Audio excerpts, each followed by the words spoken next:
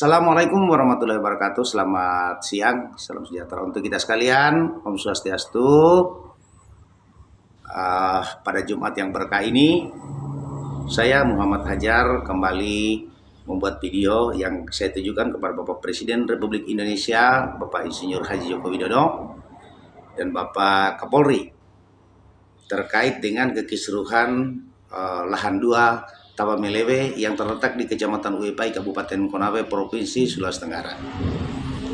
Bapak Presiden dan Bapak Kapolri yang kami hormati, bahwa terkait dengan kekisruhan yang berkepanjangan di lahan 2 Tawamelewe, saat ini saya melihat sudah semakin parah, sudah semakin tidak ada kepastian hukum kepada warga negara.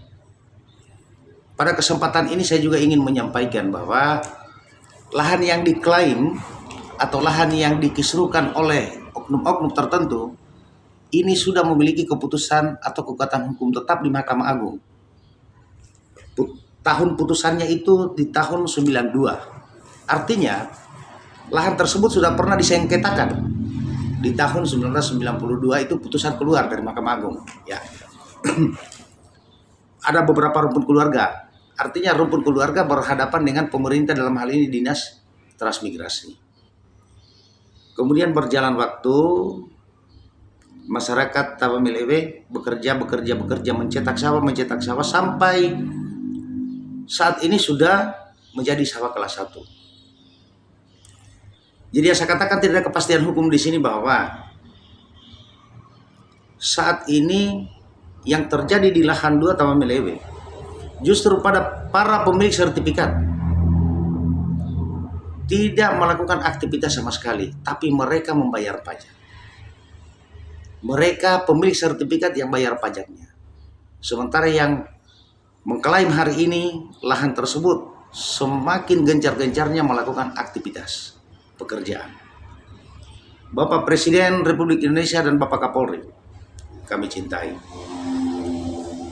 Pasca bulan lalu ada rapat Forkopimda yang bertujuan untuk proses penyelesaian lahan 2 Tawamelewe.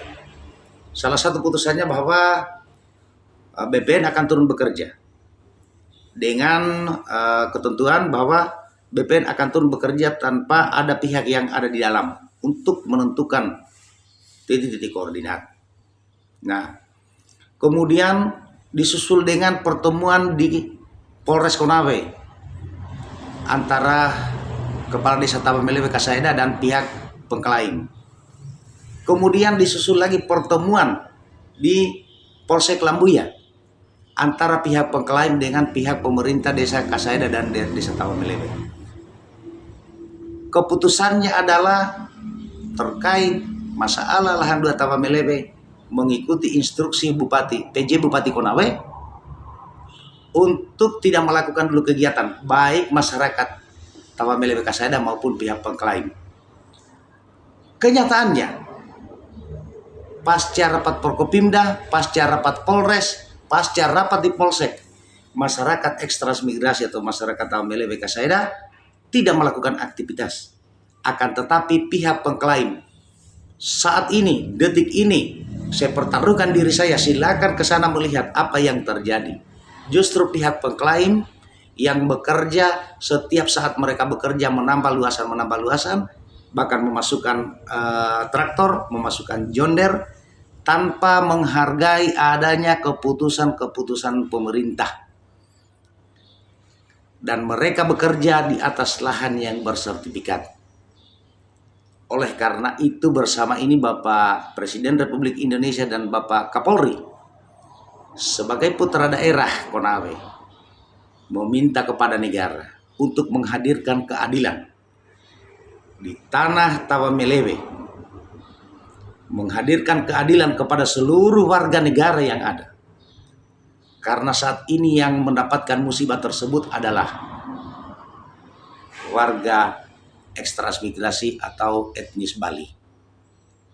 Bapak Presiden Republik Indonesia dan Bapak Kapolri yang kami hormati,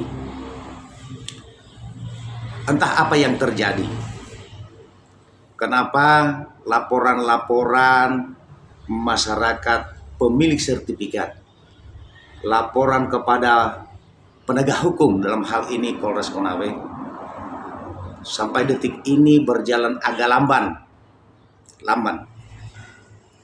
Pertanyaan saya sebagai orang yang awam hukum, tanah bersertifikat dikerja bertahun-tahun, dikuasai oleh pemilik sertifikat, dikuasai oleh pemilik nama sertifikat, tiba-tiba diklaim oleh pihak yang tidak bertanggung jawab, yang tidak memiliki asas hukum.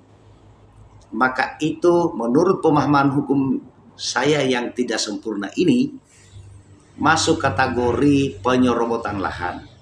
Akan tetapi laporan-laporan masyarakat di sini selalu dilarikan ke ranah pidana, ke ranah perdata. Pengamatan saya yang awam hukum, seseorang warga negara menguasai sebuah objek tanah yang dilegalkan dengan sebuah sertifikat dan pajak, tiba-tiba warga negara lain masuk langsung mengambil alih dengan kekerasan, maka itu masuk ranah pidana. Nah, apa yang terjadi hari ini?